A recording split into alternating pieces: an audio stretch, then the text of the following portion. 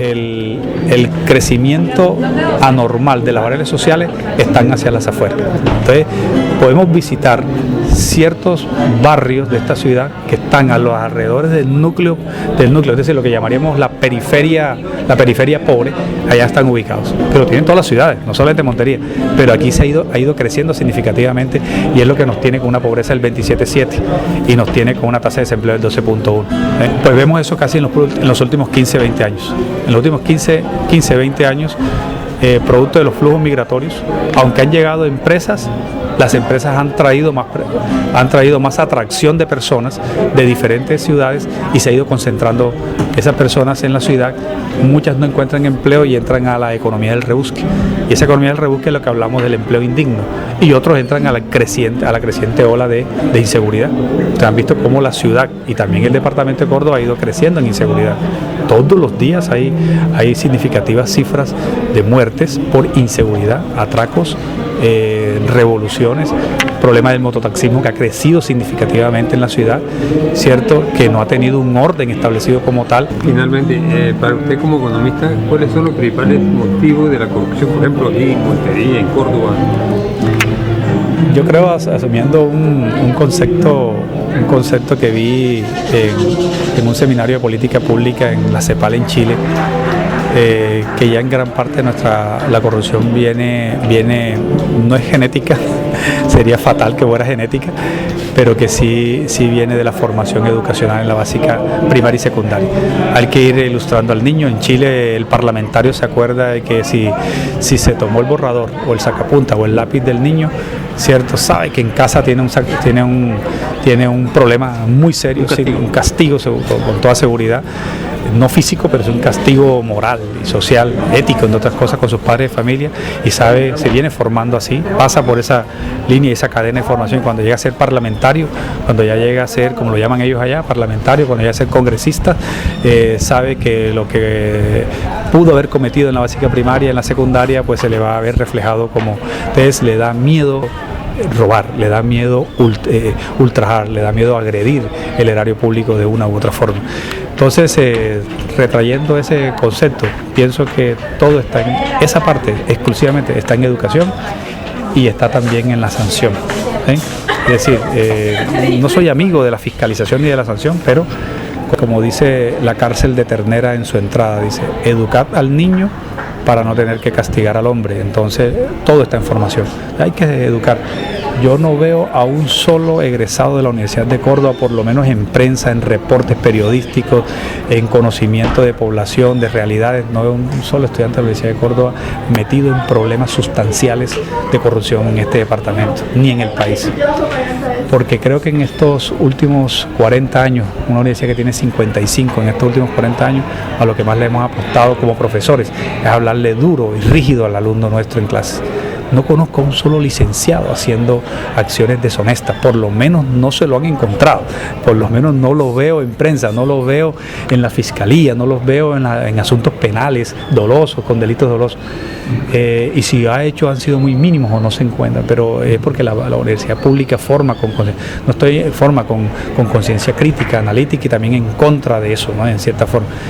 No estoy diciendo con esto que la universidad privada o la educación superior privada haga lo contrario, o que la institución educativa básica primaria y secundaria privada haga lo contrario. Solamente hago un llamado de que la educación debe ser todavía un poco más rígida en ese sentido, frente a eliminar los índices de no transparencia o índices de corrupción en un departamento como el que tenemos. Son altos, lo acaban de ver ustedes ahora en este momento. Tener un índice en el departamento de Córdoba, no hablo de Montería, departamento de Córdoba, del 50,7%, alto, nos está indicando que tenemos un alto riesgo de corrupción, ¿sí? ¿El nacional cuál es? ¿Recuerda? Promedio nacional está en 51,4, si mal no estoy.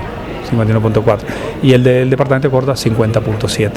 Claro, hay departamentos con 61, hay departamentos, debo recordar algo, que entre más cerca sea de cero, más riesgo de corrupción. Hay departamentos como Guajira, que es uno de los departamentos más altos con alto riesgo de corrupción, está en 39.3. ¿Sí? Eso nos indica que de 50 a 39 hay una diferencia de 11 puntos, ¿cierto? Específicamente, pero esos son 11 puntos que se pudieron haber perdido ahora en este año 2018, que las cifras son hasta 2017. Sigo insistiendo, educabilidad, transparencia en el aula de clase y mucho sentido por la ética de máximo y la ética de mínimo en el niño.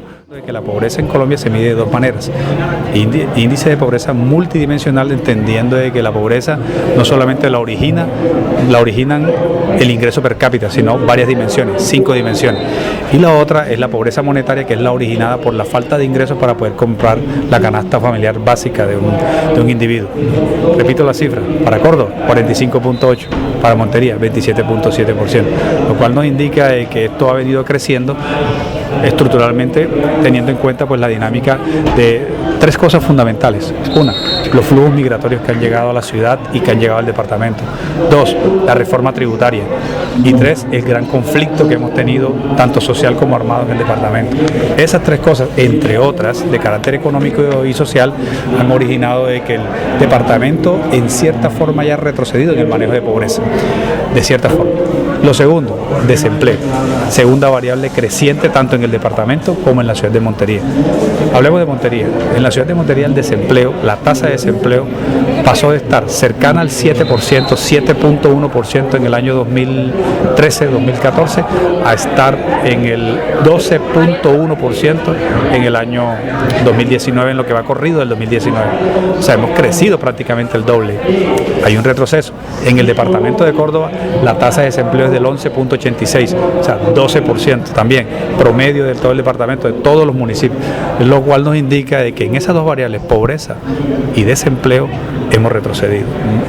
Ahora, las causales pueden ser de carácter nacional, pueden ser de carácter territorial, pero fundamentalmente, ¿por qué se origina desempleo en un ente territorial? 1, por falta de puestos de trabajo. No hay política de desarrollo estructural para generación de puestos de trabajo. La ciudad de Montería ha avanzado significativamente en la creación, en la gestión de nuevas industrias y nuevas empresas que han llegado para poder, comercialmente hablando, pues, como lo explicaba ahí, un poco los almacenes de grandes superficies que han creado empleo directo. Pero realmente necesitamos, porque ante el flujo migratorio y fundamentalmente ante la falta de puestos de trabajo, pues hay necesidad de crear una política pública de desarrollo empresarial y de creación de empresas masivamente junto con las universidades, por ejemplo, o junto con miembros del sector productivo. Por eso felicito en cierta forma algunos programas que tiene la ciudad y como Montería Impulsa, Montería Emprende, Ciudad Amable y otra serie de programas que han generado empleo, pero ha sido muy poco frente a la creciente ola demográfica que hemos tenido en el municipio. En el departamento peor, ya en el departamento estamos cercanos al 12% también de desempleo, 12.16, y eso nos está indicando que cada 100 personas en el departamento de Córdoba, 12, máximo 13, están en estadios de desocupación. Eso genera delincuencia, genera fundamentalmente patologías sociales, genera prostitución, genera analfabetismo en cierta forma y genera pues destrucción del crecimiento del Producto Interno Bruto de la región. Entonces, no estamos tan lejos de indicar de que frente a esas dos variables, pobreza y desempleo, hemos retrocedido. Doctora, hace usted una reflexión también relacionada con el tema de la pobreza intergeneracional. Definitivamente pareciera que nos acostumbramos a vivir en pobreza y se ha convertido incluso en una acción de vida. Claro, eso es propio de los desarrollos endógenos. Cuando uno crece hacia adentro, normalmente las familias, los individuos, los jefes de hogar se satisfacen con lo que vienen recibiendo y se sostienen con lo que vienen recibiendo durante tanto tiempo como sea necesario. Es decir, ahí contribuye mucho el espíritu de la creatividad, la falta de espíritu de creatividad, de transformación, de estar en mejores condiciones de vida cada día. Algunos análisis que ha hecho el Observatorio del Caribe, que hemos hecho aquí en la Universidad de Córdoba, hemos analizado de que la gente se conforma, se satisface con lo que en algún momento tiene, e incluso que como mis generaciones anteriores vivieron en pobreza o en miseria o en índices o en líneas de indigencia monetaria, y como ellos no mejoraron y me dieron eso como ejemplo, yo sigo viviendo con ese ejemplo.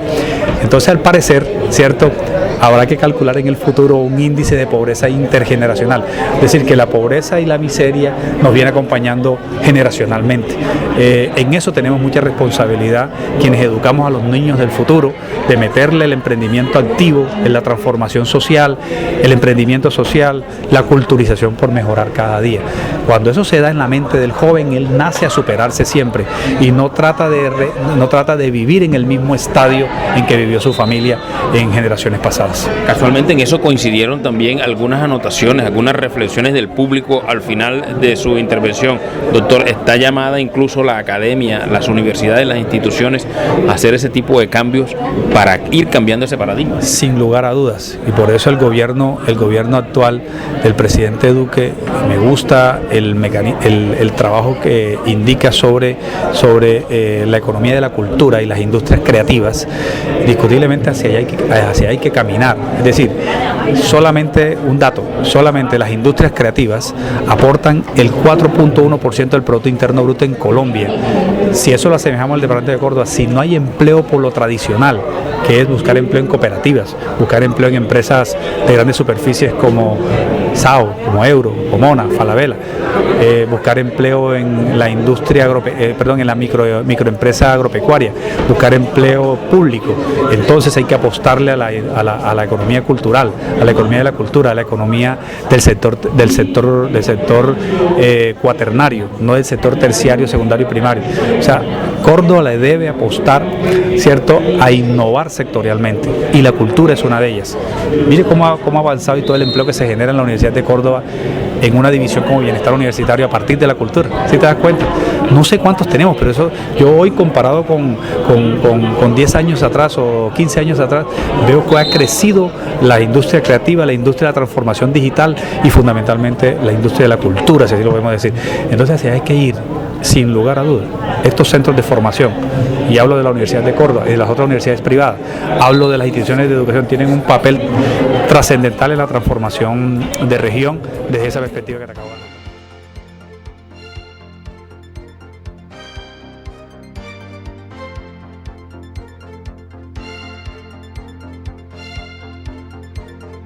Blue Side Music.